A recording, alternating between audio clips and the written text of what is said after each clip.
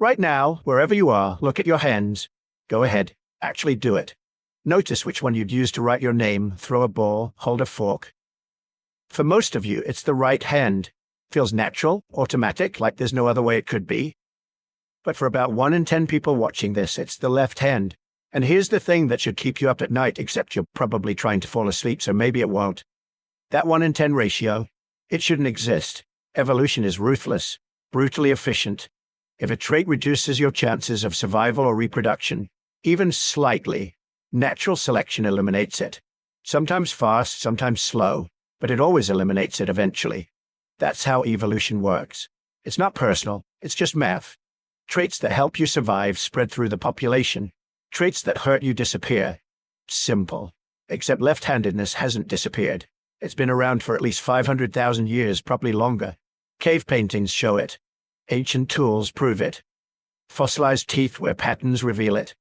And the ratio has remained weirdly stable. Around 10% of humans, generation after generation, millennium after millennium, born with a preference that puts them at a disadvantage in a world designed by and for the 90% majority. Think about what that means. For hundreds of thousands of years, left-handed people have been using tools that don't fit their grip, writing in directions that smudge their work, fighting with weapons balanced for the opposite hand. In medieval Europe, they were suspected of witchcraft. In 20th century schools, they had their left hands tied behind their backs. Even today, they're more likely to die in accidents involving machinery designed for right-handers. Evolution should have stamped this out. The trait should have faded away tens of thousands of years ago, lost in the brutal calculus of survival. But it didn't. It's still here. You're still here if you're left-handed. 1 in 10, steady as a heartbeat, across every culture, every continent, every era of human history. So what's going on? Why does left-handedness persist when it seemingly shouldn't? That's the mystery we're about to explore. From prehistoric handprints on cave walls to cutting-edge brain scans, from ancient Roman stigma to modern athletic advantages, from forced childhood conversions to the scientists still trying to figure out what actually causes handedness in the first place. This is a story about evolution, neuroscience, persecution, and the beautiful stubbornness of biology that refuses to follow the rules we expect. And if you want to dive even deeper into prehistoric human mysteries like this one, we've just released a book exploring the secrets written in our ancient past, available at sleepytimehistory.com. But first, we need to ask the most basic question, the one that turns out to be far harder to answer than you'd think. What actually makes someone left-handed? You'd think after thousands of years of wondering about this, we'd have a simple answer. We've mapped the human genome, we've photographed black holes, we've figured out how life evolved from single cells into everything walking, swimming, and flying around the planet today. But ask a neuroscientist why your friend picks up a pen with their left hand instead of their right, and you'll get a surprisingly unsatisfying answer. Because we still don't really know. Let's start with what we do understand. Your brain is split into 2 hemispheres, left and right. And here's where it gets weird. They're crossed. Your left hemisphere controls the right side of your body. Your right hemisphere controls the left side. This isn't some random accident of biology. It's true for every mammal, every bird, even fish show this pattern. Somewhere deep in evolutionary history, probably before our ancestors even crawled onto land, this crossing of neural pathways became fundamental to how vertebrate nervous systems work. For most people, about 90%, the left hemisphere is dominant for language and fine motor control. This hemisphere drives the right hand, making them right-handed. Left-handed people supposedly have the reverse pattern, right hemisphere dominance driving left-hand preference. Clean, simple, symmetrical. Except it's not that simple. Brain scans reveal that about 70% of left-handers still have left hemisphere language dominance, just like right-handers. Their brains aren't just mirror images. They're doing something different, something we're still trying to map. Handedness isn't a simple switch. It's a window into brain organization, and the view is more complicated than anyone expected. So maybe it's genetic. That was the obvious next question. After all, left-handedness runs in families. 2 right-handed parents have about a 10% chance of having a left-handed child, matching the general population. But if one parent is left-handed, that jumps to about 20%. 2 left-handed parents, around 26%. Clearly, genes matter, but there's no left-handed gene. Researchers have been looking for decades. They've scanned the genomes of hundreds of thousands of people, right-handers and left-handers, searching for the genetic difference that explains handedness. What they found instead was a mess. Not one gene, not two, but dozens, maybe hundreds, each contributing a tiny nudge in one direction or the other. Think of it like height. No single gene makes you tall. Instead, hundreds of genetic variants each add or subtract a millimeter here, a centimeter there. Your final height is the sum of all these tiny influences, plus environmental factors like nutrition during childhood. Handedness works the same way. Genes create a probability, not a destiny. They push you gently toward left or right, but they don't determine which hand you'll favor. This explains something that really puzzled early researchers. Identical twins, same DNA, same womb environment, often raised in nearly identical conditions. If handedness were purely genetic, identical twins should always have the same handedness. But they don't. Studies show that if one identical twin is left-handed, the other twin only has about a 25% chance of also being left-handed. That's higher than the general population, showing genes do matter, but it's nowhere near 100%. Something else is going on. That something else appears to be the prenatal environment. What happens in the womb during those crucial months when the brain is forming its fundamental architecture? Testosterone exposure seems to play a role, though exactly how remains unclear. Some studies suggest higher prenatal testosterone levels correlate with increased left-handedness. Birth stress matters too. Difficult births, low birth weight, being born as part of a multiple birth, all these factors slightly increase the chances of left-handedness. But even these aren't definitive. They're just more gentle nudges, probabilistic influences stacking up during development. You can have high testosterone exposure and still be right-handed. You can have an easy birth and still favor your left hand.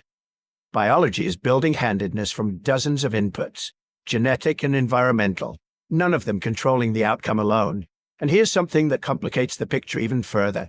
Handedness isn't binary. It's a spectrum. Most people aren't purely left-handed or purely right-handed. They have preferences of different strengths for different tasks. Someone might write with their left hand but throw with their right, use scissors with their right but deal cards with their left. Researchers call this mixed-handedness, and it's surprisingly common, affecting maybe 30% of the population if you measure it carefully. True ambidexterity, equal skill with both hands, is incredibly rare. Maybe 1% of people, possibly less. Most people who claim to be ambidextrous are actually mixed-handed, using different hands for different tasks, not using both hands equally well for the same tasks. So what determines where you fall on this spectrum? That's what we still can't fully explain. The genes, the hormones, the birth environment, all of these matter. But there's something else, some element of developmental randomness or environmental influence we haven't identified yet. Something that kept that 10% ratio stable for 500,000 years, while the other factors varied wildly. The biology's there. We just don't understand it yet. If we don't fully understand handedness in living people, we can study directly. Imagine how hard it is to figure out which hand a Neanderthal preferred 50,000 years ago. But archaeologists have found ways, clever indirect methods that let us read handedness in bones and stones and cave walls. Because handedness leaves traces, subtle signatures in the archaeological record that persist long after the person who made them has turned to dust.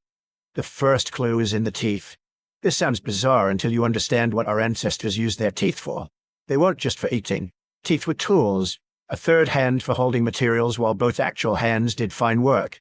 Someone scraping an animal hide would grip one edge in their teeth while pulling the other edge taut with their non-dominant hand, and scraping with their dominant hand.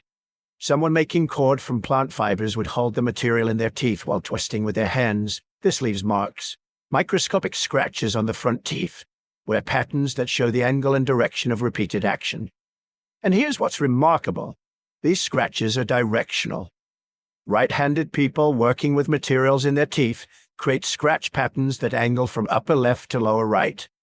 Left-handed people produce the opposite pattern, upper right to lower left. Study enough teeth from an ancient population, and you can estimate the percentage of left-handers. Not perfectly, the method has limitations, but well enough to detect patterns across time and species. What they found was stunning. The ratio appears in Neanderthals, Analysis of Neanderthal dental remains from multiple sites across Europe shows predominantly right-handed individuals with a consistent left-handed minority. The numbers aren't perfect, samples are small and preservation varies, but the pattern is there. Roughly 10%, maybe slightly less, showing the characteristic left-handed scratch patterns. This pushes handedness back at least 500,000 years, probably more. Neanderthals and modern humans diverged from a common ancestor somewhere between 500,000 and 800,000 years ago. If both species show the same handedness ratio, that ratio is probably already established in the shared ancestral population. The pattern we see today, 90% right-handed, 10% left-handed, might be older than our species, but teeth aren't the only evidence. Stone tools tell their own story. When early humans made stone tools, they didn't just smash rocks together randomly. They used sophisticated techniques that required skill, practice, and consistent hand use. Archaeologists call it knapping, the art of striking flakes off a stone core to create sharp edges. Knapping leaves debris, lots of debris. For every finished tool, there might be hundreds of waste flakes scattered around the work site, and these flakes aren't random either. Their shape and scatter pattern depend on whether the toolmaker was holding the core in their left hand and striking with their right, or vice versa. A skilled analyst can look at an ancient knapping site and determine the handedness of the person who worked there. The oldest clear evidence goes back nearly 2 million years to Homo habilis sites in East Africa. Even these early toolmakers show a right-hand bias. Not as strong as in later species, the ratio might have been more like 70-30 instead of 90-10, but the asymmetry was already present. Our ancestors favored their right hands for precision work before they had learned to control fire, before their brains had grown to anything approaching modern size. This matters because it ties handedness to something fundamental about how our brains evolved. The left hemisphere doesn't just control the right hand, it's also where language lives for most people. The same brain region that lets you form words is adjacent to the region that controls fine motor movement in your dominant hand. This isn't coincidence. The leading theory, still debated but increasingly supported by evidence, is that handedness emerged as a side effect of the evolution of communication. As our ancestors developed more sophisticated vocal abilities, the left hemisphere specialized for the complex motor control needed for speech. This specialization spilled over into hand control, giving most people better fine motor skills with their right hand. Handedness might be an evolutionary byproduct, not an adaptation in itself, but a consequence of our brain's solution to the problem of language. If that's true, the persistence of the left-handed minority becomes even more puzzling. You'd expect natural selection to clean up byproducts eventually, to optimize the system, but it didn't. For hundreds of thousands of years, through species splits and continental migrations and massive environmental changes, that 10% ratio held steady. Then there are the caves. Deep in limestone caverns across Europe, painted and engraved tens of thousands of years ago, our ancestors left images of stunning beauty and sophistication, animals in motion, abstract patterns, and something simpler, handprints. The technique was straightforward.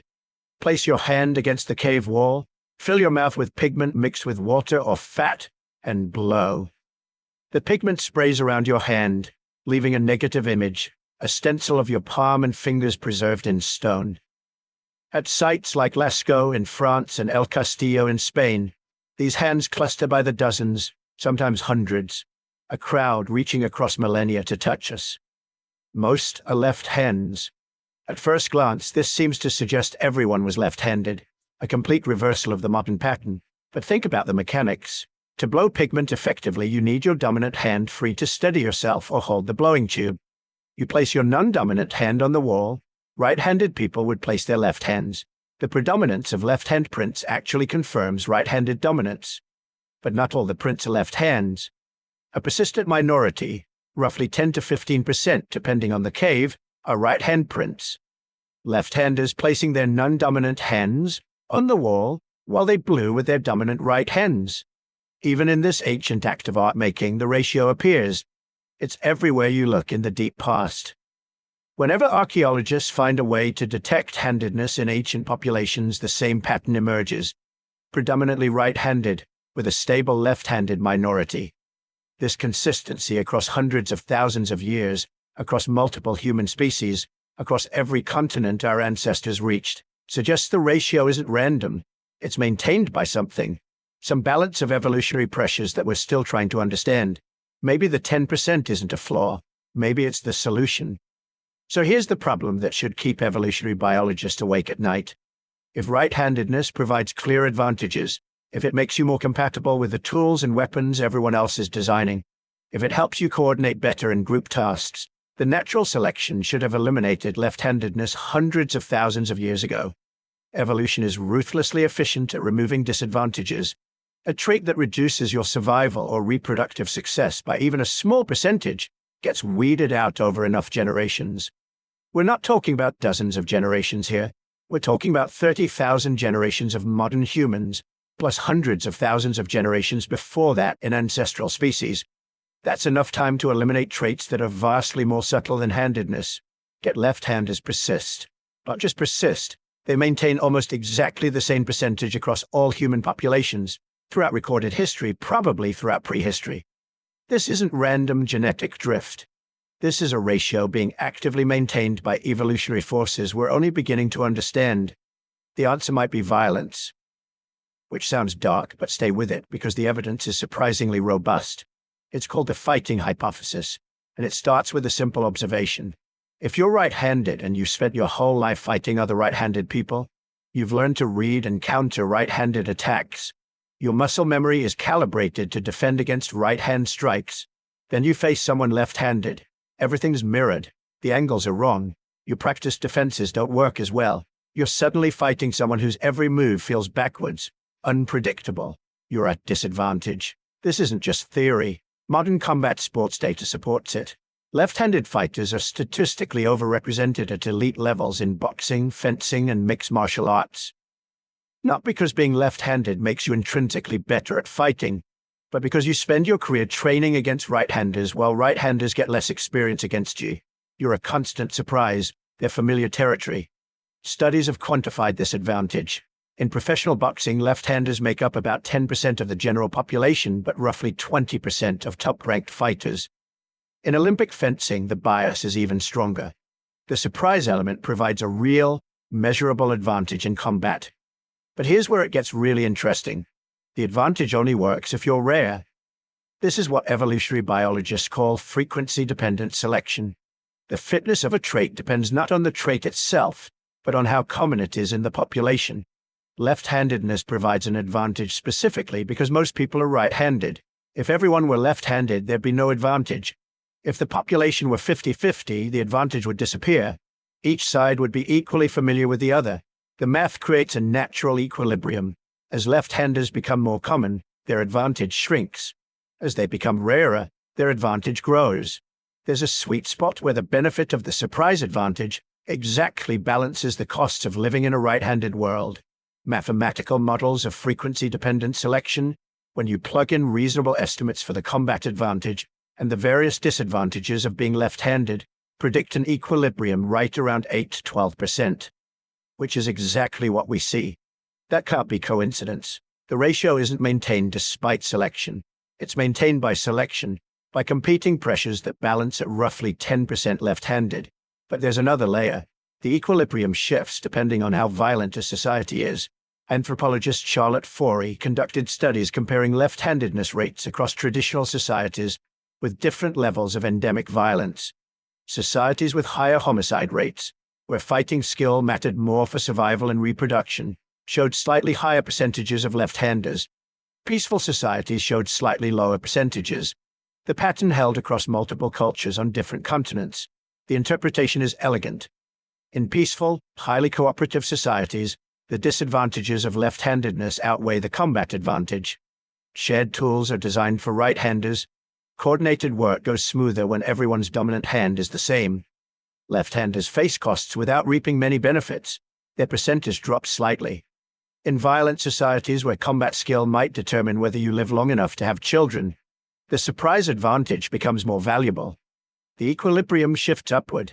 This is the cooperation-competition model, and it explains something that puzzled researchers for decades. Why doesn't every population show exactly the same ratio? If handedness were purely genetic, you'd expect random variation between populations but no systematic patterns. But the variation isn't random. It correlates with social violence levels. The ratio is being fine-tuned by local conditions. There's even evidence the ratio has shifted historically within populations. Some researchers argue that the percentage of left-handers has been slowly increasing in Western societies over the past century. This might reflect decreasing violence and decreasing social pressure to conform. As fighting becomes less important for survival and forced switching becomes less common, the costs of left-handedness drop and the equilibrium percentage rises slightly. But it never rises too far. Even in the most peaceful modern societies, even with virtually no pressure to switch hands, the ratio stays below 15%. The combat advantage still matters, or mattered recently enough that selection hasn't had time to eliminate it completely. We might be walking around with a trait that was optimized for a more violent world than most of us now inhabit. This raises uncomfortable questions about human nature.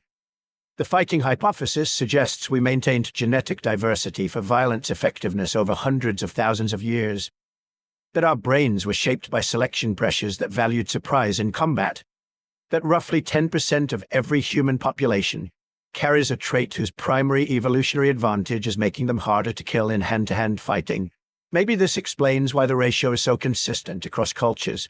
Every human society, no matter how peaceful or violent, traces back to ancestors for whom combat was an ever-present possibility.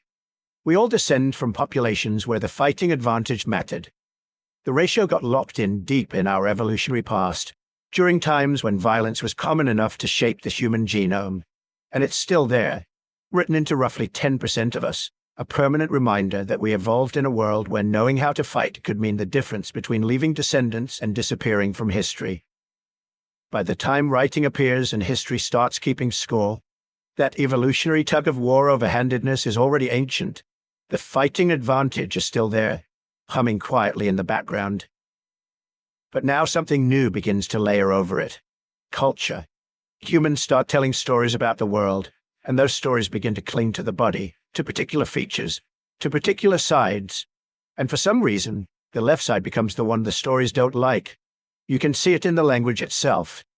In Latin, the language of the Roman Empire, the word for left is sinister, not metaphorically, literally. If you wanted to tell someone to turn left, you'd tell them to go sinister. Over time, that everyday directional word slid into our modern meaning: evil, malevolent, untrustworthy. The body part and the moral judgment fused. The same pattern shows up in other languages too. In English, we say someone has 2 left feet to mean they're clumsy. A left-handed compliment is an insult disguised as praise. In French, gauche means both left and socially awkward. In many Indo-European languages, the right side is linked to correctness, skill, or lawfulness, while the left side gets the leftovers: crookedness, weakness, misfortune. You don't build metaphors like that by accident. They accumulate slowly over centuries as people repeat them often enough that they begin to feel obvious, natural, as if the body itself were sending a message. But before we jump to the Roman Senate or medieval church councils, it's worth pausing in an older world where the symbolism was just beginning to crystallize. Take ancient Egypt. Egyptian art is famously standardized. Pharaohs stride forward in profile, one leg in front of the other, shoulders square, everything arranged to obey strict rules. For a long time, this made it hard for scholars to tell which hand was actually dominant in daily life. In murals, right hands dominate for practical reasons of composition, not necessarily biology. Yet when you look closer, the picture becomes more complicated. We find images of archers drawing bows with their left hands, spearmen holding weapons in their left, workers using tools in ways that suggest genuine left-hand preference. The scribes, those bureaucratic wizards of ink and papyrus, overwhelmingly write with their right hands in depictions, but not exclusively. A few left-handed figures slip through. Egyptian medical papyri list injuries to the right and left side of the body, but they don't single out left-handedness as an illness or curse. Some texts even use the left hand in ritual contexts without obvious stigma. The left side could be unlucky in certain funerary formulas, but it could also be protective in others. It was a world where left and right already carried symbolic weight. But the verdict on left-handed people themselves wasn't uniformly hostile. If there was prejudice, it was patchy, inconsistent. A left-handed archer who could defend a pharaoh would be valued, not shunned. In a sense, the evolutionary logic still whispered, If you helped keep the kingdom alive, you belonged. It's when we get to the Greeks and Romans that the symbolism sharpens into something harsher. The Greeks had noticed the left-right asymmetry in the body. Philosophers like Aristotle wrote about the heart leaning left, the liver leaning right, trying to map cosmic order onto human anatomy. They also had their omens. In some Greek traditions, birds appearing on the left could be lucky, but the system wasn't fully settled. The meaning of the left side slid around depending on the city, the deity, the ritual. Rome locked it down. Roman religion took omens very seriously. Augurs, the official diviners of the Republic, would stand facing south, watching the sky.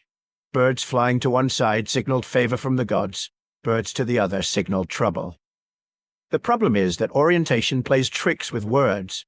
For an augur facing south, the left-hand side was actually east, the direction of sunrise, sometimes associated with positive omens. But everyday Romans, thinking from their own point of view, gradually smoothed that complexity into a simpler rule in popular belief. Left felt wrong, right felt blessed. The Latin vocabulary started reflecting that bias. Dexter meant right, but also skilled, clever, favorable. Our word dexterity comes from it. Sinister meant left, but it crept step by step toward meanings like unlucky and inauspicious. Legal documents began to speak of a sinister event as misfortune. Poets used the left hand as a convenient symbol of error, deception, or bad luck. Imagine being a left-handed child in that world. Your body language was speaking a language you didn't choose, one that your culture had already decided sounded a little ominous. The symbolism didn't stop at the city walls. It seeped into religious texts and the stories people told about the divine. In the Hebrew Bible and later Christian tradition, the right hand of God becomes a powerful image.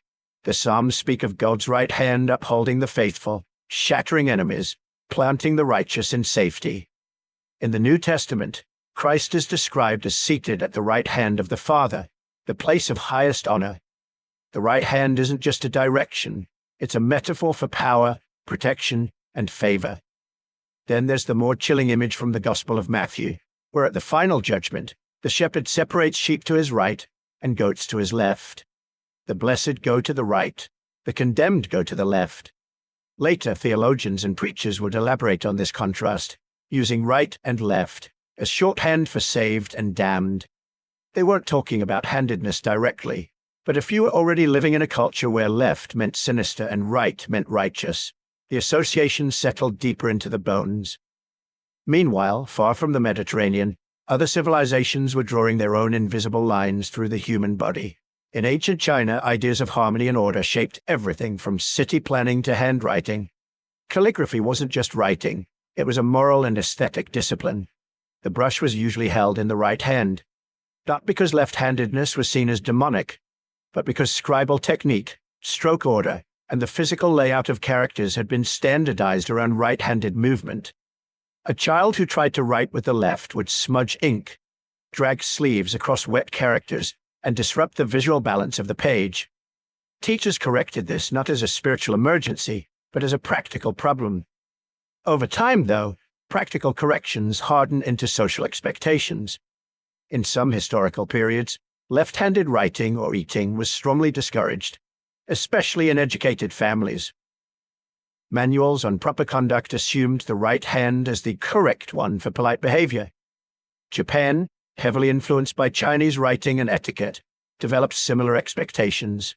Traditional brushwork and formal dining rituals privileged the right hand. Historical records from later centuries mention left-handed children being gently, and sometimes not so gently, trained to switch. The rationale could be aesthetic, social, or simply, this is how it's done. Left-handedness wasn't framed as evil so much as a sort of stubborn misalignment with the proper flow of things. Across the Pacific, in the high Andes, a very different story seems to have unfolded. In some pre-Columbian Andean cultures, including those linked to the later Inca Empire, the left side could carry a surprising prestige. Ethnographic reports from the colonial era describe beliefs in certain regions that left-handed individuals possess special spiritual abilities. They might be seen as closer to the world of spirits, more attuned to omens, gifted in healing or divination. Archaeological interpretations are cautious here. Much of what we know comes filtered through Spanish chroniclers with their own biases, but hints recur.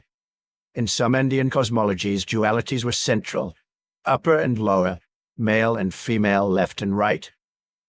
Unlike in the Mediterranean tradition, these pairs weren't always ranked as good versus bad. They were complementary, like the two halves of a woven pattern. Under those conditions, being left-handed could mark you as different. Yes, but different in a way that sometimes implied power rather than stigma.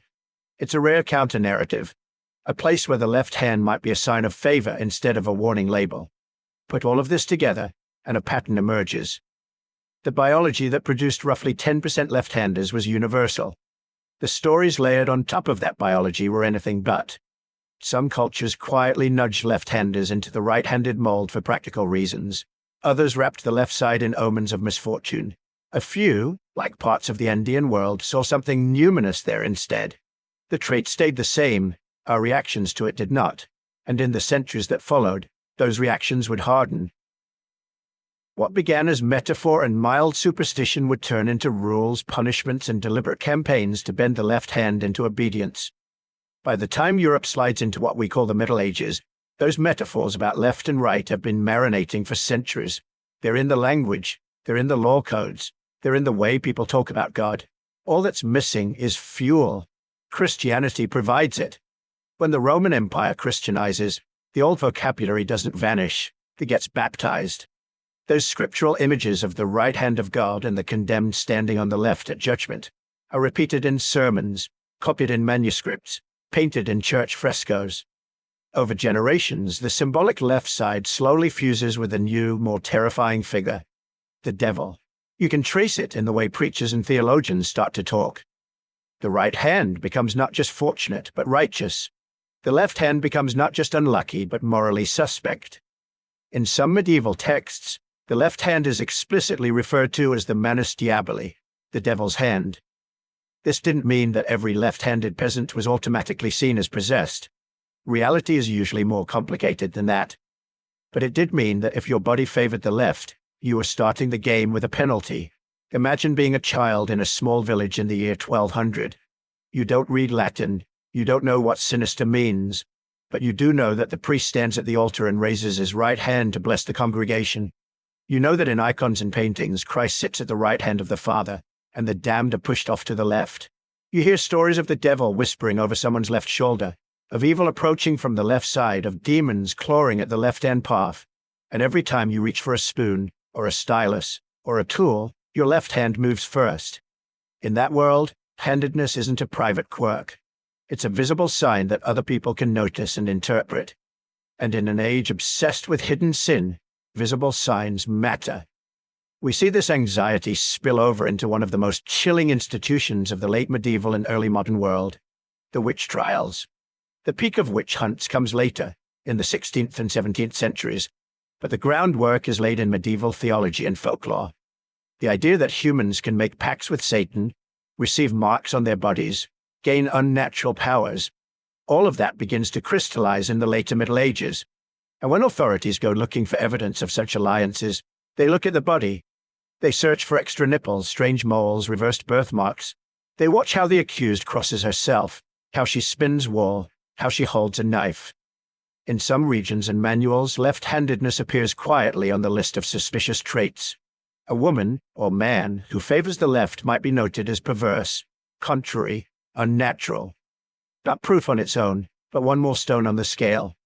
Interrogators sometimes ask the accused to sign a confession. If the pen slipped naturally into the left hand, it could be commented on in the record. In a worldview where the devil inverts and reverses God's order, a body that seems to favor the wrong side fits the story a little too well. Most accused witches were condemned for a whole bundle of reasons: social tensions, economic envy, religious panic. But left-handedness could tint the way neighbors and judges saw someone, an extra layer of unease in a society already primed to see the left as dangerous. Outside the courtroom, life could be quietly punishing in smaller, constant ways. At the dinner table, etiquette texts and household manuals assumed the right hand as the hand that eats, serves, and blesses food. Sharing a communal bowl of stew or porridge, dipping bread into a common dish with your left hand, could be seen as dirty or even insulting. In some places, it was outright forbidden as bad manners. So left-handed children were corrected again and again to favor the right hand when eating. The same happened in the monastery and the schoolroom. Medieval scriptoria, the rooms where monks copied manuscripts, were production lines of holy text. Writing was done from left to right with quill and ink. A left-handed scribe would smear the drying letters, drag his sleeve through the wet lines, and disrupt the careful flow of work. The response wasn't an abstract debate about neurodiversity. The response was simple. Don't use that hand. Teachers tied left hands behind backs. They wrapped knuckles with rods. They praised proper right-handed form as orderly and godly, and scolded left-hand use as clumsy at best, willful at worst. The message seeped in. The body must obey not just God, but the social script about which side of the body belonged to him. Even architecture joined in. Castles and fortified towers in medieval Europe often have spiral staircases that twist in a particular direction. As you go up, they spiral clockwise. That's not an aesthetic quirk. It's a defense strategy. A right-handed defender descending the stairs can swing his sword freely, his right arm in the wide part of the stairwell. A right-handed attacker climbing up is cramped against the central column, his sword arm blocked, his movement hemmed in. For a right-handed defender, this is ideal. For a left-handed attacker, the spiral is flipped. Your dominant arm suddenly has the space. Your angle of attack is better. The very stone of the staircase gives you an advantage. There's an irony here. On the battlefield and in the tournament yard, the same trait that was marked as devilish in church could be terrifyingly effective in combat. European fighting styles, from knightly swordsmanship to peasant spear drills, were built on the assumption that most opponents were right-handed. Shields were carried on the left arm, swords on the right. Training manuscripts, the surviving fencing manuals of masters like Fury de Liberi or Johannes Lichtenauer, overwhelmingly picture right-handed fighters. Tactics and footwork are designed with that pattern in mind. Enter a left-handed opponent, and the geometry of the fight shifts. Your sword comes from an unexpected angle. Your stance mirrors your opponent's in a way their muscle memory isn't ready for. Parries that work against right-handed attacks suddenly open them up to a cut from the other side. Even well-trained knights found left-handed duelists disorienting. They had to unlearn reflexes on the fly, in armor, with blades moving at lethal speeds. Some contemporary accounts hint at this. Chronicles describe certain fighters as awkward, or contrary in their style, unusually difficult to read. Later historians and martial arts scholars suspect many of these men were left-handed, exploiting their rarity as a weapon. In tournaments, where nobles tested their skill under controlled conditions, a left-handed jouster or swordsman could gain a psychological edge. Opponents dreaded drawing them, complained they were tricksy or unfair, whispered that their strange movements came from unholy sources. Yet the same nobles who grumbled about their methods might happily hire them in war, where victory mattered more than convention. It's possible, though hard to prove, that some of the most feared mercenaries, champions, and bodyguards of the Middle Ages were left-handed. Their advantage was unspoken, half acknowledged, wrapped in the same suspicion that stalked them in church pews and village squares. Above it all, the Church's teaching cast a long shadow. Officially, theology did not declare left-handedness as a sin. Most serious theologians were more interested in the soul than in which hand held a spoon. But the sermons preached to ordinary people often weren't so precise. Homilies used the left side as a convenient stand-in for moral failure, for deviation from the straight path. Popular devotional literature repeated and amplified these images, until the line between metaphor and body began to blur. So you grew up hearing that the narrow path to salvation is on the right, that the broad road of perdition veers left, that the saved stand at God's right, the damned are pushed to his left, that to be right is to be aligned with heaven, and to be left is to slip somehow toward hell. Then you looked down and saw which hand moved first. Over time, cracks began to appear in this solid wall of assumption. As Europe edged toward the Renaissance, some scholars and physicians started to look at the body with slightly different eyes. Anatomy was studied more empirically. Human variation, differences in face, stature, proportion, began to be catalogued without always being moralized. A few writers noted that left-handedness seemed to run in families, that it appeared in noble lineages as well as among peasants, in pious monks as well as in worldly soldiers. The old superstitions didn't disappear overnight. They clung on stubbornly, especially in rural areas and in everyday habits. Parents still nudged the spoon into the right hand. Masters still insisted on right-handed penmanship. Preachers still talked about the left hand of sin. But slowly another idea crept in alongside them. Perhaps this was not a choice or a rebellion. Perhaps some people's bodies were simply built this way. That shift in perspective would be glacial, full of backsliding and resistance. Yet it marked the beginning of a new chapter. As Europe moved into the age of exploration, printing, and scientific curiosity, the campaign against left-handedness would not vanish. It would instead become more systematic. By the time we step into the early modern and modern worlds, the story doesn't soften, it sharpens.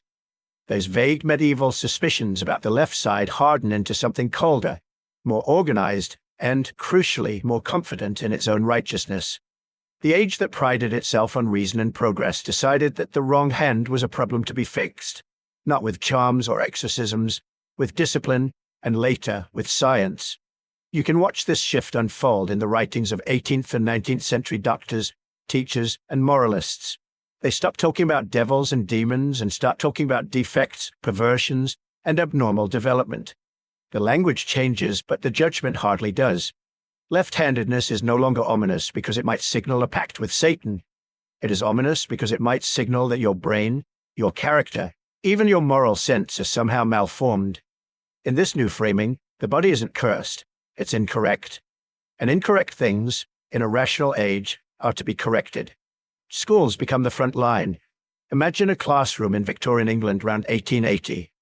Rows of wooden desks, inkwell set carefully into the right side of the writing surface, copybooks ruled with lines that slope to encourage a particular pen angle. Everything quietly assumes a right-handed child. You're 6. When you're asked to write your name, your left hand rises naturally. The teacher notices. Perhaps she's read the latest pamphlet from an educational reformer, insisting that left-handed writing is a habit of idleness or a precursor to moral weakness. Perhaps she simply thinks it looks messy, that it will smear the ink, that it breaks the symmetry of the room. Either way, she walks down the row, gently takes the pen from your left hand, and places it in your right. The first correction is often soft. But if your muscles and brain have other plans, if tomorrow your left hand reaches again, things escalate. In many schools on several continents, that escalation will define your childhood. The tools of enforcement are astonishingly similar across cultures. In Britain and much of Europe, teachers tie the left hand to the chair or behind the back with straps or cord. In Tsarist Russia, accounts describe children forced to sit on their left hand while writing, their weight pinning it uselessly beneath them. In American public schools in the late 19th and early 20th centuries, the bad hand is smacked with wooden rulers, metal-tipped pointers, or leather straps, knuckles reddening until the association between movement and pain is burned in. In parts of Japan, especially before and during the early 20th century, left-handedness is seen as deeply improper, even shameful. Parents worry it will mark their child as uncultured or poorly raised. Some bind the left arm at the elbow during meals or practice sessions. Some send their children to specialists who advertise methods to train the crooked hand into straightness. A child who uses chopsticks in the left hand may be corrected loudly in front of guests, the embarrassment itself another tool of conditioning. Elsewhere, ingenuity turns dark. Inventors patent devices meant to cure left-handedness, rigid metal or leather cuffs that immobilize the wrist, gloves with stiffened fingers, straps that connect the left hand to the belt so it cannot reach the desk. One 19th century American catalog proudly offers a schoolroom aid that locks the left forearm to the chair's underside, leaving the right arm free to operate normally. The message is relentless and simple. The left hand is not to be trusted. It must be restrained until it learns obedience, or until the child learns to pretend. Public shaming does the rest. Teachers hold up the stubborn left-hander as a bad example. Classmates snicker when a child fumbles trying to write with the untrained hand, lines shaky and uneven. Report cards carry notes. User's left hand must be corrected. Parents repeat the pressure at home, worried their child will be disadvantaged, or worse, branded as defective. For many children, this daily friction becomes invisible, just part of the background of growing up. For others, it leaves scars that are harder to see. When psychologists in the 20th century finally begin to study the long-term effects of forced switching, they find patterns that are uncomfortable to dismiss as coincidence. People who are systematically compelled to abandon their natural left-handedness show, on average, higher rates of stuttering. Speech emerges from complex timing between brain regions and muscles of the mouth and tongue, scrambling the usual patterns of motor control, forcing the brain to reroute fine movement through unfamiliar circuits, seems, in many cases, to ripple outward into speech. Reading difficulties appear more often too. Some forced-switched individuals report letter reversals, trouble tracking lines across a page, or an almost painful sense that the act of reading never quite becomes automatic. For a minority, this seems to blend into what we would now call dyslexia, though the boundaries are fuzzy and still debated. There are emotional costs as well. Studies and memoirs from the mid-20th century describe people who grew up under strict right-hand enforcement as more likely to report anxiety, chronic self-consciousness, or a lingering sense that something about their body was fundamentally wrong. Spatial reasoning tasks, like mentally rotating objects or navigating unfamiliar spaces, sometimes show subtle differences in adults who are switched, hinting that the brain's internal maps were forced to compromise. None of this is absolute. Many forced-switched children adapt without obvious problems. Human brains are resilient. But on the population level, the trend is clear enough to make later researchers uneasy. The campaign to normalize handedness may have been injuring the very minds it claimed to improve. Even at the highest levels of society, you can see the imprint. Consider Prince Albert, later King George VI of Britain. The reluctant monarch whose struggle with stuttering was made famous in The King's Speech. As a child, Bertie was naturally left-handed. Court etiquette, however, demanded right-handedness. He was pressured, like countless less privileged children, to write and perform tasks with his right hand.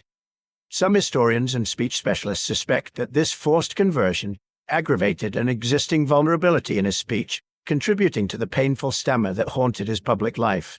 He was not alone. Diaries, letters, and biographies from the 19th and early 20th centuries occasionally mention correcting a child's sinister tendencies, often in the same breath as noting later speech problems or nervous dispositions. The connection was rarely made at the time. It would take decades before clinicians began to wonder whether those early battles over the pen and the spoon had unintended consequences.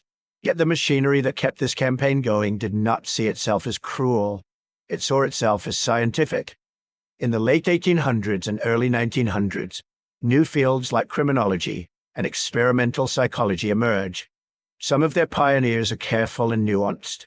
Others, particularly those dabbling in phrenology and early degeneration theories, are eager to find physical markers of moral and mental failure.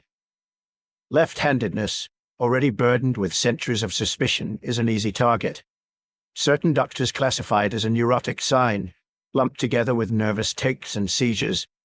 Some educators publish manuals warning that left-handed children are more prone to waywardness, truancy, or even criminality. One influential criminologist, Cesare Lombroso, famously tried to identify born criminals through bodily stigmata. In some of his followers' lists, left-handedness appears as another item on the checklist of potential deviants. Newspapers pick up these claims, distill them, and spread them. A sensational article might announce that criminals are often left-handed, without noting that the correlation is weak, confounded, or entirely anecdotal. Parents read the headline, look at the fork in their child's left hand, and feel a spike of fear. Fear is a powerful motivator. It keeps the practice alive long after the theology that first stigmatized the left side has faded. So the 20th century arrives, gleaming with modern technology, and in classrooms across Europe, North America, and Asia, the same old scene plays out. A child reaches with the hand that feels natural, and an adult moves it, scolds it, or straps it down. If you talk to older relatives, you may still hear their stories. People who went to school in the 1950s and 1960s in Britain or the United States recall teachers slapping their left hand with a ruler whenever it crept toward the pencil. In Ireland, some remember being called awkward or contrary in front of the whole class. In parts of Japan, Korea, India, and the Middle East, children in the 1970s and 1980s are still being corrected at home and at school. The left hand is for unclean tasks, for the toilet, for things you hide. The right is for writing, eating, greeting. To mix them up is to invite disgust or ridicule. Official policies begin to soften in many Western countries around the 1960s and 70s. New research on brain lateralization suggests that left-handedness is a natural variation, not a defect. Educational guidelines cautiously advise teachers to let children choose their dominant hand. Hollywood stars and public figures openly identify as left-handed, chipping away at the sense of stigma. But practices often lag behind policies. In rural areas, in conservative school systems, in families shaped by older beliefs, the old corrections continue. Even into the 1980s and 1990s, researchers document teachers in parts of Eastern Europe, Latin America, and Asia tying or taping children's left hands, insisting that no good will come from letting them write that way. And in some places, it still happens today. Quietly, behind closed classroom doors or at family dinner tables, a new generation of children is told that their natural inclination is wrong, that their body must be straightened, that conformity is safer than comfort. The tools may be softer now, gentle but relentless redirection, a constant chorus of use the other hand. But the underlying idea has barely changed since the days of the medieval scribe. The idea that there is one correct way to be human, and that all other ways must be bent until they fit. Yet despite centuries of effort, the statistics refuse to obey. Roughly 1 in 10 people still grows up left-handed, even after generations of pressure. The campaign to erase them has not only failed, it has inadvertently revealed something about the stubbornness of human variation, and about what happens in the brain when we try to overwrite it by force. If the last few centuries were obsessed with straightening the left hand, the last few decades have been obsessed with explaining it. Once brain scanners arrived and neuroscience began to leave its infancy, a new story took shape. It sounded modern, scientific, almost flattering. Left-handers weren't cursed, they were creative. You've probably heard some version of this. Left-handed people are right-brained, and the right hemisphere is where art, music, imagination, and emotion live. Therefore, the story goes, left-handers are naturally more creative, more intuitive, maybe even a bit more brilliant and eccentric. It's a comforting reversal, from deviant to gifted, from sinister to special. But like most simple stories about the brain, it's mostly wrong. The whole left brain/right brain myth began in the mid-20th century, when researchers studied patients whose cerebral hemispheres had been surgically separated to treat severe epilepsy. These split brain experiments showed that the left hemisphere tends to handle language and analytic processing, while the right is often stronger in spatial and some emotional tasks. The media took this grain of truth and baked it into a loaf of pop psychology. Logical left brain, creative right brain. Engineers use the left hemisphere, artists use the right. Left-handers must be right brain dominant, so they're all little Picassos. It was tidy. It sold books. It showed up in magazine quizzes and business seminars and school workshops. And it glossed over how messy real brains are. Neuroscience today paints a very different picture. Yes, certain functions tend to be more common in one hemisphere than the other, but your brain is not a house divided into neatly labeled rooms. It's a densely interconnected city, with traffic constantly flowing across a bridge called the corpus callosum. Creativity, for instance, doesn't live in the right hemisphere. It recruits networks in both sides: visual, emotional, motor, memory, language, and control systems all talking at once. So where do left-handers fit into this? The surprising answer is that they are in some ways less divided. If you put right-handed and left-handed people into an fMRI scanner and ask them to do language tasks, motor tasks, or math problems, a pattern appears. Most right-handers show strong lateralization. Language heavily favors the left hemisphere. Certain spatial tasks favor the right. Motor control maps cleanly. Left-handers are more complicated. As a group, they tend to have brains that are less strictly lateralized. Many still process language primarily in the left hemisphere, but not to the same overwhelming degree. Some show bilateral language, both hemispheres participating more equally. A smaller but notable minority shift language to the right hemisphere altogether. This isn't a defect. It's just a different wiring scheme. Think of the standard right-handed brain as a company where departments are very specialized and mostly live on one floor of the building. The left-handed brain, on average, spreads some of those departments across floors and lets more doors stay open between offices. That more symmetrical distribution of work might come with a subtle advantage: flexibility. When tasks require integrating different kinds of information, words and images, logic and intuition, rule following and improvisation, Having functions more shared between hemispheres could, in some situations, make it easier to recruit extra neural resources. If one side takes a hit through injury or stroke, left-handers also seem slightly more likely to rebound by shifting functions to the other side. This is part of why surgeons and neurologists are so cautious with left-handed patients. The usual maps, this bit is for speech, that bit for movement, are less reliable. Before operating near language areas, they often run extra tests, stimulating specific brain regions while patients speak or read, to see where functions actually live in that particular person. The variability isn't random, though. Statistically, about 95% of right-handers process language primarily in the left hemisphere. It's one of the most robust facts in brain science. Among left-handers, that number drops. Depending on the study, somewhere between 60 and 80% still use the left side for language, 10 to 20% use the right, and the rest show genuine bilateral sharing. In other words, being left-handed doesn't mean your language moves to the right side. It means you're more likely than a right-hander to break the usual rule. This same theme, greater variability, looser divisions, shows up in other domains too. Researchers have tested left and right-handers on all kinds of abilities. Divergent thinking, how many uses can you imagine for a brick? Musical improvisation, three-dimensional mental rotation, even certain types of mathematical reasoning. Some studies find small but noticeable advantages in left-handers on tasks that reward thinking outside conventional patterns, or juggling multiple ideas at once. In parts of the mathematical and musical elite, left-handers also appear slightly overrepresented. When scientists look at samples of highly accomplished musicians, architects, or theoretical physicists, they sometimes find more left-handers than you'd expect from the general population. But there are important caveats. These effects are usually modest, and not every study agrees. Some find no difference at all. Others suggest that any advantage only shows up in particular subgroups, like men in highly competitive math fields, or people who are strongly left-handed rather than mixed. And there's always the question of how much is cause and how much is culture. The child who learns early that they are different may grow up more willing to zig when others zag, to occupy niches others ignore. There is no evidence that being left-handed automatically makes you a genius, an artist, or a visionary. Most left-handers are perfectly ordinary. So are most right-handers. The distributions of talent overlap almost completely. The brain story has a darker side too. Large epidemiological studies have noticed that left-handedness is very slightly more common in some conditions. Dyslexia, ADHD, certain learning difficulties, and, in some reports, autoimmune disorders like type 1 diabetes or rheumatoid arthritis.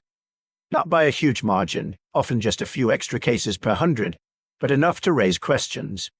In the 1980s, neurologist Norman Geschwind and biologist Albert Galaberta proposed an intriguing and controversial explanation. They suggested that higher levels of prenatal testosterone might slow the development of the left hemisphere in some fetuses. If the left side is delayed, the right side might assume more control over functions like language or fine motor skills, nudging the child toward left-handedness or mixed-handedness. At the same time, those same hormonal patterns can alter immune system development, increasing susceptibility to certain disorders. In this view, left-handedness isn't a cause of dyslexia or autoimmune disease. It's another outcome of an underlying developmental pathway that sometimes comes with costs and sometimes with benefits. Unusual talents, different cognitive styles, vulnerabilities in certain systems. The Geschwind-Galaberta hypothesis is elegant, and parts of it remain influential, but the data are messy. Later studies have struggled to pin down consistent hormonal effects. Some of the early correlations weaken or vanish when you control for confounding factors like birth complications, prematurity, or social bias against admitting left-handedness in older generations. The safest thing we can say is this: left-handedness often coexists with other unusual patterns in brain and body development. Sometimes that clustering looks like advantage. Sometimes it looks like risk. Often it looks like neither, just difference. This is where our stories tend to swing between extremes.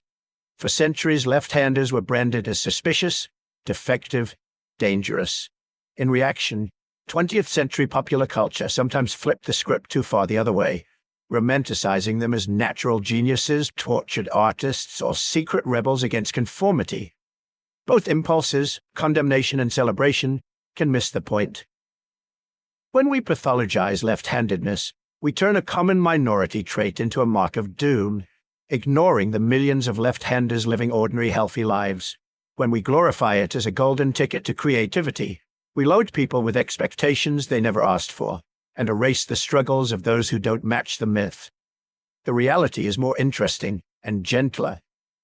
Left-handedness seems to be one expression of a broader variability in how human brains wire themselves up, how they divide labor between hemispheres, how they balance specialization with redundancy, how they trade rigidity for flexibility.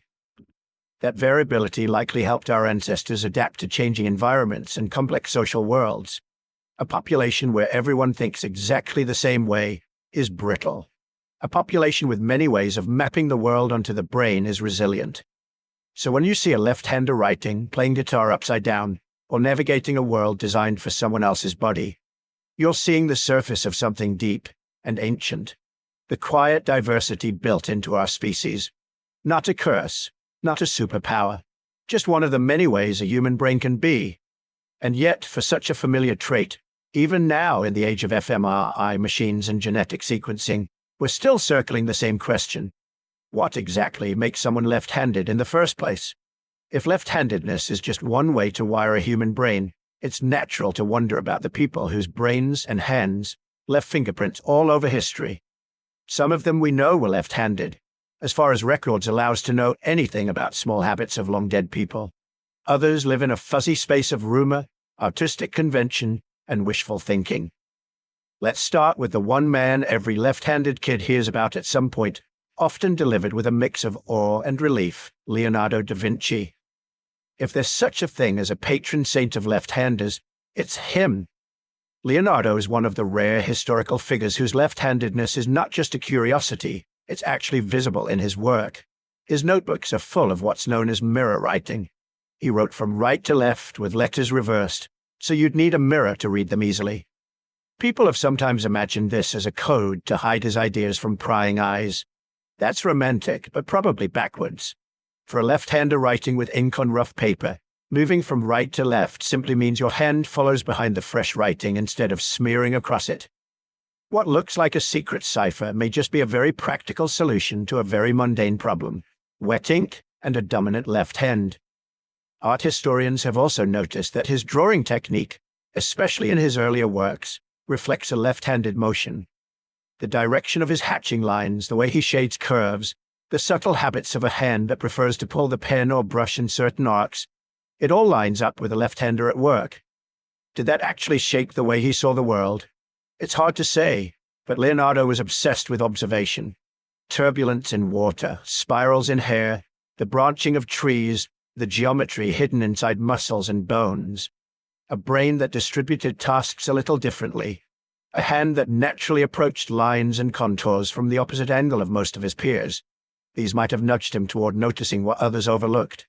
Still, it's safer not to turn his left hand into a magic talisman. Leonardo wasn't extraordinary because he was left-handed. He was extraordinary, and he happened to be left-handed. If Leonardo represents the left-hander as visionary, other stories frame the left-hander as something more dangerous: the unexpected warrior. One of the oldest literary references to a left-handed hero comes from the Hebrew Bible, in the book of Judges. Ehud, son of Gera, is described as restricted in his right hand, which many scholars interpret as left-handedness. In the story, this unusual trait becomes a weapon. Ehud straps a short sword to his right thigh, opposite of where a right-handed man's weapon would be expected. When he appears before the Moabite king Eglon, the guards don't search that side carefully. Ehud reaches across his body with his left hand, draws the hidden sword, and assassinates the king. It's a vivid, almost cinematic scene, and it captures a recurring theme in the cultural history of left-handedness. In a world that plans for the majority, the minority sometimes gains an edge precisely because they are unexpected. Fast forward more than 1,000 years, and that idea reappears in how we've talked about some of history's most famous generals. Alexander the Great is often claimed as left-handed. You'll see this repeated in books, on websites, in trivia quizzes. The evidence is thin. Some ancient sources make vague comments about his posture or the way he held his spear. Later legends embroidered details. Modern illustrators, eager to make him stand out, sometimes show him wielding weapons in his left hand. It's possible he really was left-handed.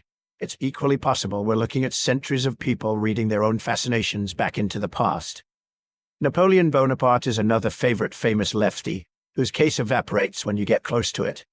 The image of Napoleon writing or gesturing with his left hand mostly comes from portraits, but those portraits followed conventions, not anatomical surveys. Artists often arranged their sitters in mirror image poses or flipped compositions for aesthetic balance.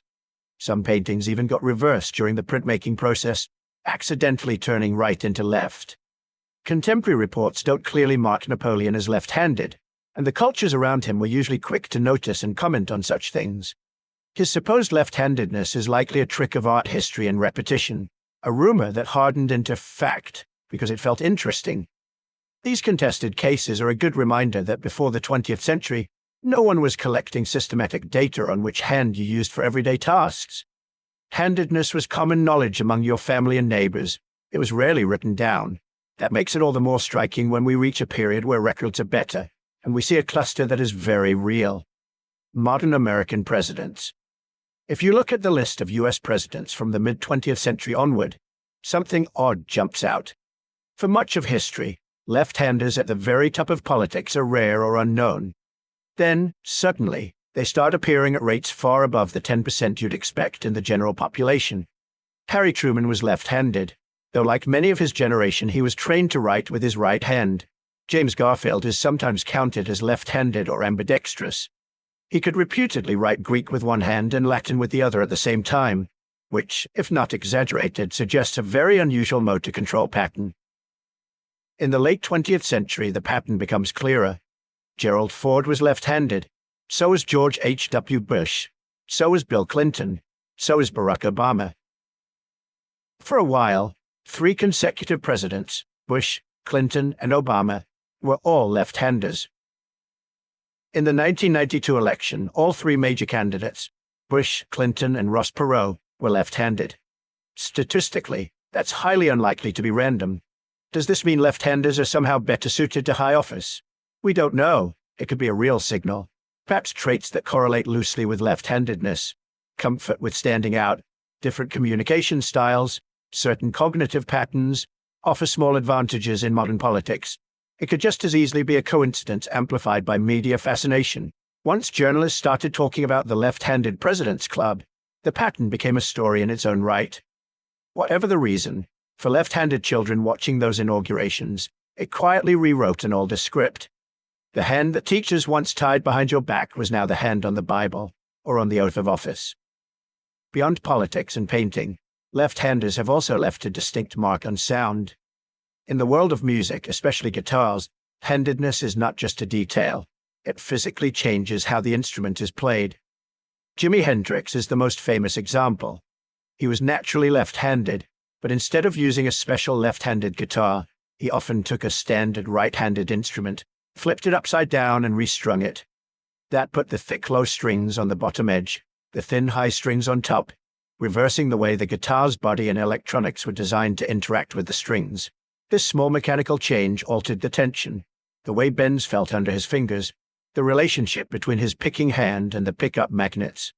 Some musicians and historians argue that this contributed to his distinctive tone and phrasing. The fluid, vocal-like bends, the way chords and feedback bloomed from his hands. Paul McCartney took a different route. Also left-handed, he plays a lefty bass, mirror-imaged from the standard. But his position within the Beatles, singing, writing, and anchoring the rhythm section from the other side of the stage, visually and musically shifted the band's symmetry. Kurt Cobain, another iconic left-handed guitarist, likewise favored left-handed instruments, sometimes modified, sometimes roughly handled. His scrappy, jagged playing style, the way he attacked chords and used dissonance, is hard to separate from the physicality of a left-hander, insisting on his own orientation in a right-handed world of gear. In each case, left-handedness isn't just trivia. It subtly shapes technique, ergonomics, and sound. Science and mathematics have their rumored left-handers too. Marie Curie is often listed as left-handed, though firm documentation is scarce. Most of what we know comes from later accounts and a few photographs that are ambiguous at best. Alan Turing, the father of modern computing, shows up on similar lists. But again, first-hand descriptions of his daily handedness are thin. Nikola Tesla is another perennial candidate. He wrote about his unusual sensory experiences and habits of mind, and later admirers folded left-handedness into that portrait, sometimes without clear sources. The problem runs deeper than just missing data. In older photographs, people sometimes posed with their non-dominant hand forward for compositional reasons. In paintings, artists flipped scenes. In cultures where left-hand use was stigmatized, individuals might suppress their natural preferences in public, especially for writing, even if they used their left hand for other tasks in private. So when you see long lists online of famous left-handers, many of those names are best treated as maybes, not certainties. This brings us to an important caution. Once you start paying attention to left-handedness, it's very easy to slip into confirmation bias. You notice that Leonardo was left-handed, that Hendrix was left-handed, that several presidents and maybe a few scientific geniuses were left-handed. You build a mental story where left-handers are everywhere, at the heights of achievement. You forget all the quietly left-handed people who never become famous, and you forget that the vast majority of history's towering figures, Einstein, Newton, Mozart, Churchill, Shakespeare, most of the philosophers, most of the rulers, most of the revolutionaries were probably right-handed, simply because most humans are. Right-handers don't end up on special lists because their handedness is invisible, taken for granted, like having brown eyes or average height. If 10% of people are left-handed, and 10% of Nobel laureates are left-handed, and 10% of criminals are left-handed, and 10% of farmers and nurses and quiet neighbors are left-handed, that's exactly what you'd expect. We remember the striking cases. We build patterns out of them. Sometimes the patterns are real. Sometimes they're just reflections of the stories we prefer to tell. Still, there is something undeniably comforting about tracing this thread through the past, knowing that across centuries of suspicion and forced correction, left-handed people have always been there. Painting, composing, ruling, revolting, writing with mirrored letters in cramped notebooks. The world may be built for the right hand, but the left hand has never stayed entirely in its shadow. And that raises another question, one that pulls us out of biography and back into the structures around us. What does it actually mean to live in a right-handed world when your body and your brain lean left? Step into your own day for a moment. You wake up, reach for the lamp on your bedside table, and if you're left-handed, there's a good chance the switch is on the wrong side. You move into the kitchen. The can opener is shaped so that using it with your left hand feels clumsy, backward. The handle of the coffee mug faces right in the cupboard. The measuring cups are printed so that the numbers face you if you hold them in your right hand. None of this is dramatic. That's part of the point. We built the modern world as if right-handedness were not just common, but universal. 10% of people move through an environment that quietly assumes they don't exist. Look at ordinary tools. Standard scissors are molded so the blades press together only when you squeeze with your right hand. Try them with your left, and the blades tend to splay apart, crushing paper instead of cutting it cleanly. Spiral notebooks put the metal coil exactly where a left-hander's wrist wants to rest, digging into the skin, forcing the hand up into an awkward claw.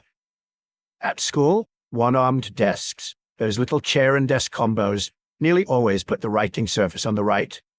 Left-handed kids learn to twist sideways, leaning over an invisible desk that was never there. Sit at a public computer and the mouse is likely on the right side with the buttons mapped for a right-handed index finger. Credit card machines and signature pads on counters are bolted down on the cashier's right. Pens on chains are clipped to the right. Even door handles, oven knobs, and gear shifts tend to assume a right-handed grip. Each of these is a minor inconvenience. Add them together, over years, and you have something else. An invisible curriculum in how to contort yourself to fit a world that did not plan for you. Most of the time, this is just uncomfortable. Sometimes it's dangerous, because the same design assumptions that shape scissors and desks also shape saws, presses, and guns. Power tools, from circular saws to angle grinders, are often built so that safety guards, emergency stops, and exhaust vents are optimally placed for right-handed operation. Use them with your left, and suddenly the guard blocks your view. The dust blows into your face. The kill switch is further from your dominant hand. Industrial controls, levers, and foot pedals are arranged so a worker standing in a standard posture, right hand forward, can react quickly. A left-handed worker has to cross arms, shift stance, or reach a little further in a crisis. In high-risk occupations, those extra fractions of a second can matter. Firearms are another example. Most are designed for right-handed shooters. The ejection port, that little opening where spent cartridges fly out, is on the right. A right-handed person lifts the rifle to their right shoulder, and hot brass pops safely away. A left-hander tries the same thing and finds cartridges spitting across their field of view, sometimes even against their face or arm. The safety, magazine release, and bolt handle are usually positioned for a right thumb or right index finger. A left-handed soldier or police officer must either adapt or search for specialized equipment. For much of the 20th century, left-handers in these environments were simply expected to switch hands or get used to it. Accident statistics in some studies hinted that left-handers in certain manual trades and driving-related jobs had higher injury and mortality rates. The pattern was murky, confounded by many other factors, but it raised uncomfortable questions about what happens when a minority body moves through a world tuned for a majority. In 1991, those questions exploded into public view with a single striking claim: left-handers die younger. Two researchers, Diane Halpern and Stanley Coren, published a paper suggesting that left-handed people, on average, died several years earlier than right-handers. Newspapers seized on the result. Magazine covers talked about the deadly risk of being left-handed. For a while, it sounded as if the simple fact of using your left hand came with a built-in expiration date. The idea fit too neatly with a century of anecdotes, stories of awkward tools, dangerous machinery, and a lifetime of small disadvantages. Maybe, people thought, all those little design biases added up in the harshest way possible. But as other scientists looked closely at the study, cracks appeared. Halpern and Coren had used a particular kind of sample, obituaries and questionnaires that asked relatives whether the deceased had been left or right-handed. That introduced several biases at once. Older generations, born when left-handedness was heavily suppressed, were more likely to have been forcibly retrained to write with their right hand. Some would identify as right-handed in records even if they had been naturally left-handed as children. So in a pool of people who had already died, the older deaths skewed toward right-handed, simply because those birth cohorts had fewer openly left-handed individuals.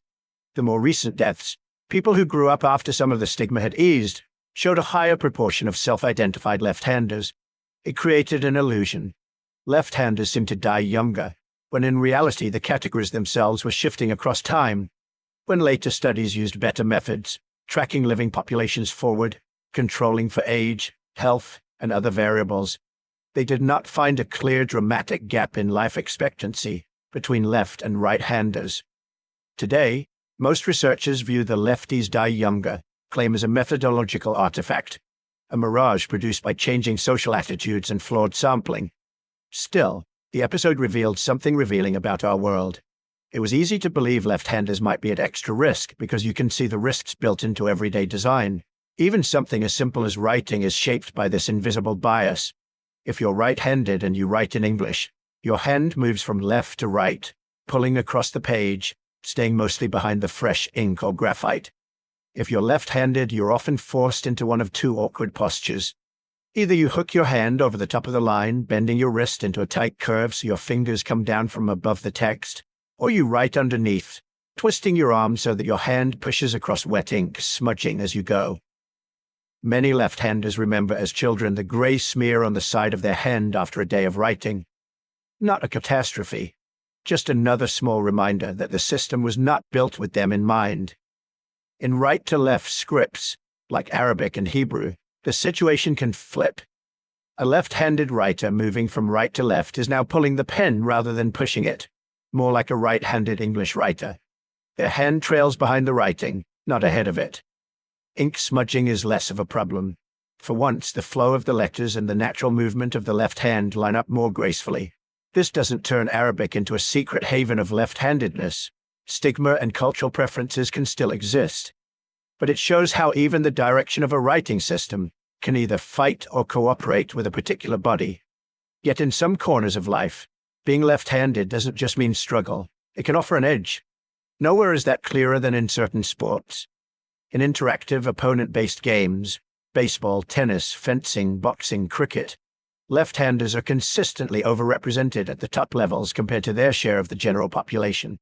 Why? One leading idea is about frequency and surprise. Most players spend most of their training and competition facing right-handers. They learn the typical angles, the way a right-handed pitcher's ball curves, the standard direction of a serve, the dominant guard in fencing, the usual starts of a boxer. When they finally meet a left-hander, everything is mirrored. The spin reverses. The attack lines come from unexpected directions. Footwork patterns and muscle memory, honed against right-handed opponents, subtly misfire. Left-handers, on the other hand, grow up in a right-handed majority. They face right-handers constantly. Their brains and bodies get used to both mirror images, their own movement patterns, and their opponents. In effect, they become bilingual in handedness, while right-handers remain mostly monolingual. In baseball, left-handed pitchers and batters can exploit angles that are inherently awkward for right-handers. In fencing, a left-handed opponent presents lines of attack that many competitors see only rarely in practice. In boxing, a southpaw stance forces right-handed fighters to adjust their guard, their timing, even their preferred combinations. It's not that left-handed people are magically better athletes. It's that a minority trait, in a competitive, interactive environment, can become a strategic advantage precisely because it is rare. So on one side of the ledger, we have scissors that don't cut and desks that don't fit. On the other, a curveball that seems to defy expectation. Somewhere between these trivial annoyances and narrow advantages, the world has slowly, cautiously, begun to bend. In recent decades, a small ecosystem of left-handed accommodation has emerged. You can now walk into specialty shops, physical or online, and find scissors molded for the left hand, where the blades align properly when squeezed. You can buy left-handed can openers, measuring tapes that read correctly when held in the left hand, computer mice sculpted for a left grip. Guitars are built in mirror image, with all the controls and cutaways reversed. Some manufacturers offer ambidextrous game controllers and ergonomic tools. Schools, too, have changed. It's increasingly rare in many countries for teachers to force a naturally left-handed child to switch. Some classrooms provide left-handed scissors and even left-handed desks. Writing instructions sometimes includes guidance on hand position and paper angle for left-handers to reduce strain and smudging. These are small steps, but they mark a shift in attitude. From you must adapt to the world toward, perhaps the world can adapt a little to you. The right-handed bias hasn't vanished. Most ATMs still put the card slot and keypad on the right.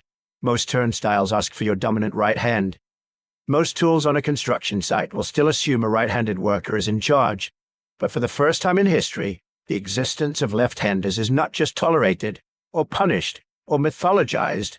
It's being quietly, practically acknowledged in plastic and wood and metal. Underneath all of this, the awkward scissors, the dangerous tools, the unexpected sports fixtures, lies a deeper question. What, exactly, is going on in the left-handed brain that makes this minority both so persistent and so intriguingly different? To answer that, we have to leave the world of desks and doorknobs and step into the tangle of neurons and hemispheres inside the skull. The first thing modern science discovered about handedness is how little it understands it. For most of the 20th century, researchers assumed there would be a simple answer hiding somewhere in the body: a left-handed gene, a switch in the motor cortex, a single quirk in early development that nudged the right hand or the left into dominance and stayed that way for life. Instead, as the tools got sharper, the picture got stranger. In 2019, a team at Oxford looked not at dozens or hundreds, but at hundreds of thousands of people. They used data from the UK Biobank, a massive project that pairs DNA with brain scans and health records. If there was a neat single gene for left-handedness, this is where it should have revealed itself. It didn't. What they found instead were multiple gene variants, scattered across the genome, that was slightly more common in left-handers. Individually, each variant made only the tiniest difference. Together, they pointed to something unexpected: the scaffolding of the brain itself. Several of these gene variants were involved in how microtubules form and organize. Microtubules are part of the cell's internal skeleton, helping neurons grow and connect. Subtle changes here can alter the architecture of white matter, the long insulated wiring that links different brain regions. When the researchers overlaid the genetics with MRI scans, a pattern emerged. Left-handed participants showed, on average, slightly different connectivity between regions involved in language, especially in the left and right hemispheres. The physics of the brain's wiring, The little bridges linking the two sides were not quite the same. This didn't mean that all left-handers have identical brains, or that right-handers are all wired one way. It did suggest that handedness is not just about which hand you write with. It's entangled with how your brain grows its networks, how information flows between regions, particularly those that handle language and complex planning. But even this insight came with a warning label. These are correlations. The gene variants influence brain structure. Brain structure is associated with hand preference. None of that means the genes cause left-handedness in the simple, direct way we once imagined. It's more like a statistical nudge in a vast developmental process that remains largely opaque. When scientists get stuck on humans, they often turn to animals for comparison. Cats, dogs, parrots, even fish can show something like handedness, what researchers call pawedness, or lateralized behavior. Give a cat a toy and watch which paw it bats with first over many trials. Some cats are clearly left-pawed, others right-pawed. Parrots tend to prefer one foot when holding food. Even certain species of toad favor one side when they lunge at prey. These patterns tell us that having a dominant side is not uniquely human. Brains, whether avian, mammalian, or amphibian, seem to find it useful to specialize, to let one hemisphere or the other take charge of specific tasks. What is unusual about humans is not that we have handedness, but that we agree on which hand. In most animals, the split hovers near 50-50. One individual may be left-pawed, another right-pawed, but the population doesn't lean heavily in one direction. In humans, it does. Roughly 9 out of 10 people, across cultures and continents, end up functionally right-handed. That kind of population-wide bias is rare in the animal kingdom. Why? No one knows for sure. One idea is that once a particular direction became common, once most tools, gestures, and cooperative tasks began to favor the right hand, natural selection started to reinforce that pattern. Brains that aligned with the majority might have found it easier to learn, to share tools, to coordinate movements in groups. Another idea flips the question around. Maybe what's special is not the right-handed majority, but the stable, stubborn minority. Perhaps evolution doesn't want 100% of anything. A small number of brains wired differently, left-handed, cross-dominant, ambidextrous, might add flexibility, new strategies, unexpected solutions. That brings us to a quieter, more statistical mystery. Is the proportion of left-handers itself changing? If you look at data from before the mid-20th century, the world appears almost entirely right-handed. Old-school registers, military records, and medical notes list tiny numbers of left-handers, often just 2 or 3%. Then something odd happens. From the 1960s onward, the reported percentage of left-handers begins to climb. In birth cohorts from the 1910s and 1920s, only a few percent identify as left-handed. In people born after the 1960s and 1970s, the proportion rises into the high single digits, then the low teens. Modern surveys in many countries settle somewhere around 10 to 12%. Did evolution suddenly decide to mint more left-handers in the second half of the 20th century? Almost certainly not. What changed was stigma, and with it, reporting. As the social pressure to switch hands eased, teachers no longer slapping rulers across knuckles, parents less insistent that children write the proper way, more people were able to use their natural preference openly. Older generations who had been forcibly retrained often recorded themselves as right-handed, even if their early childhood behavior told a different story. Younger generations could simply be what they were. When researchers correct for these generational effects, the picture shifts. Instead of a dramatic evolutionary surge, we see something more like a long, hidden constant. The underlying biological tendency toward left-handedness seems to have been hovering at roughly the same frequency for a long time. What moved was our willingness to see it. If genetics and population surveys raise puzzles, the links to mental health add another layer of complexity. For decades, scattered studies reported that left-handedness, or more broadly non-right-handedness, was slightly more common in people diagnosed with certain psychiatric conditions, especially schizophrenia. Some research hinted at modest differences in rates of depression or anxiety as well. It was easy from the outside to leap from slight statistical correlation to left-handers are more vulnerable. But the reality is much less tidy. Later, larger studies found that any associations tend to be weak, inconsistent, and often entangled with other variables, birth complications, early developmental issues, social stress, and the very categories researchers choose when dividing people into left, right, and mixed. There are also hints of the opposite, but whatever brain asymmetries underlie left-handedness might confer subtle advantages in certain kinds of thinking, such as divergent problem-solving or resilience in the face of specific injuries. The same rearranged wiring that makes a brain less typical may, in some contexts, make it more adaptable. Most scientists today are careful. Handedness and mental health are related only in complicated, indirect ways, if at all. Left-handedness does not cause schizophrenia or anxiety or depression. Instead, there may be overlapping developmental pathways, subtle differences in how the two sides of the brain share work, that, under some conditions, tilt risk a little this way or that. That uncertainty opens an older, quieter question. Is left-handedness a mistake that evolution has failed to weed out? Or is it a feature, a kind of built-in neurodiversity that helps a species weather an unpredictable world? Think back to that sports advantage, the surprise of facing an uncommon guard or an unexpected curveball. Now imagine that spread across other domains. A small minority of people whose brains slice problems at unusual angles, whose language networks are wired just a little differently, who notice patterns others overlook, or approach tools, gestures, and collaborations in unorthodox ways. In a stable environment, that might not matter much. In times of rapid change, new technologies, new climates, new social structures, those outlier strategies could become crucial. Perhaps the persistence of left-handedness at roughly 10% is not a glitch, but a compromise. Too many, and coordination becomes harder. Tools and traditions lose their standardization. Too few, and the species loses a reservoir of alternative wiring. For now, that remains speculation. But it is the kind of speculation that guides the next wave of research. On the horizon are genomic studies even larger than the Oxford work, pulling in millions of participants from around the world, not just Europe.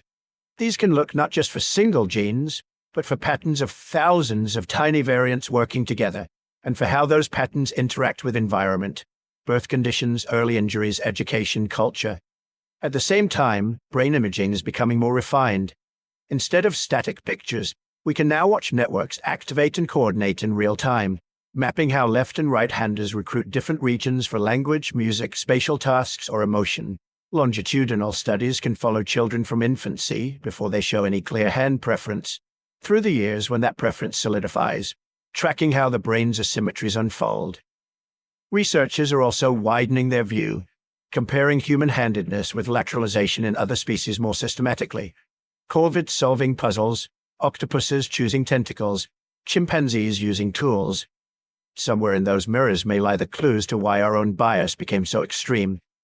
Will all of this eventually explain why roughly 1 in 10 humans is left-handed? Probably not in the form of a single, satisfying sentence. The emerging picture suggests something more like a tapestry. Genes that influence cellular scaffolding, brains that wire their language and motor systems with tiny asymmetries, cultures that push those tendencies one way or another, and the slow, stubborn hand of evolution keeping a minority trait in play. What we are learning, as the data accumulates, is not that left-handers shouldn't exist, but that their existence is woven deeply into what it means to be human. The species defined not by perfect symmetry, but by organized imbalance. And somewhere behind the numbers and brain scans, behind the curves of chromosomes and microtubules, there is a longer story, one that stretches back through fossilized footprints and stone tools, into the deep prehistory, where the first fate preference for one hand over the other began to emerge. So we end where we began, with something very small and very ordinary. A hand.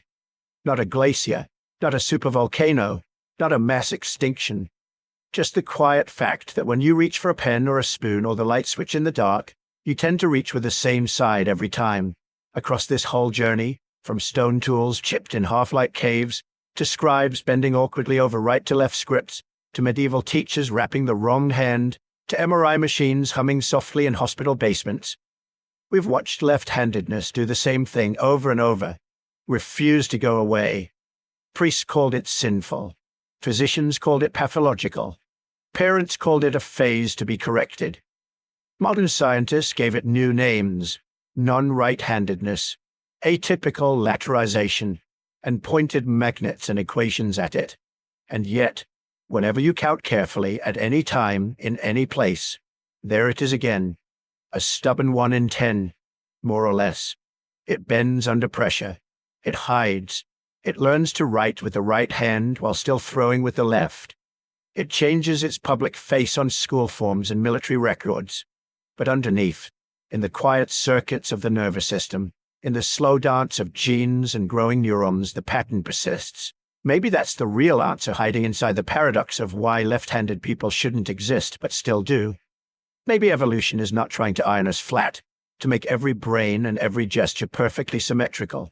Maybe it keeps a little asymmetry in reserve, a small predictable minority whose minds are wired just off-center from the majority. Not as a mistake, but as a hedge. A way of storing flexibility inside the species itself. If that's true, even as a possibility, then left-handedness stops being a defect to explain away and becomes something quieter and more poetic. A reminder, written into motor cortex and microtubules, that human diversity is not a problem to be solved. It is the method, the strategy, the way we survive strange futures we can't yet imagine. So if you're left-handed or mixed-handed, or you grew up being nudged to switch, you are part of that long, fragile, resilient thread stretching back through time.